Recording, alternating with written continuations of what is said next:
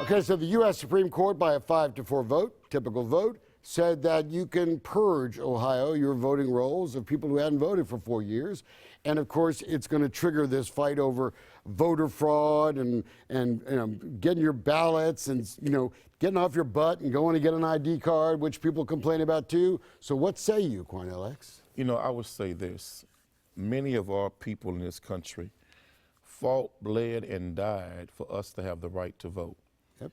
Even I have not participated in a few elections because I was totally disappointed and dissatisfied with what I saw running. And I have become, like many in this country, very distrustful of the political process and politicians.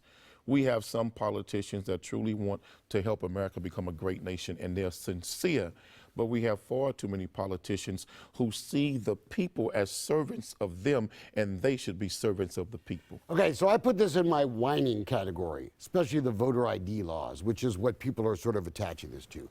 I think every single person, including seniors, can get some of these groups that complain so much to take them to a place to get an ID card. The notion that voter ID laws and laws that clean up the rolls, I think all the rolls should be cleaned up because whether or not it's millions, I don't think so, but I think there are people who commit voter fraud. I think there are illegals who vote because in some states they can get driver's licenses. And I don't see anything wrong with requiring Americans, whatever flavor they are, to have an ID card when they go in to vote. I just don't get it. I would hope and pray that many of us realize that there's been an ongoing systematic attack to take many minorities and purge them from the voting rolls and the voting process.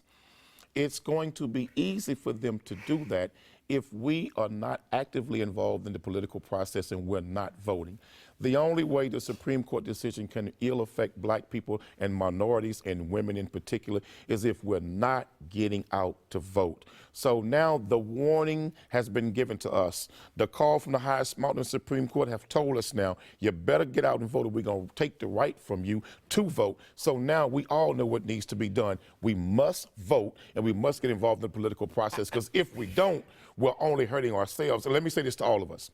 Don't open your mouth to complain about Donald Trump or no other politician if you're not going to get out there and vote who you believe should be in office. Even if you don't win, you should get involved in the political process. All right, I agree with most of that except this systematic nonsense. Look, ain't nobody trying to keep folk from voting. You go to the bank to get money out, you got to show them an ID. You go vote, you got to show an ID. I mean, are you suggesting that folks, minority folks can't do that? Really? I would lie if I told you that I would be shocked that you could sit here and tell that lie with a straight face. You know people that think like you who are becoming the minority in this country want to make sure that the minority who's becoming the majority don't participate in the voting process. You and I both know the minority is becoming the majority now. So you really don't want minorities voting because we really got the power. I actually want minorities to vote because you know what? I think they're smart too, my friend. If black folks and Hispanics hooked up to vote together for what we want, yeah, you'd be in trouble then, homie. Color me frightened. Yeah, you'd be real frightened.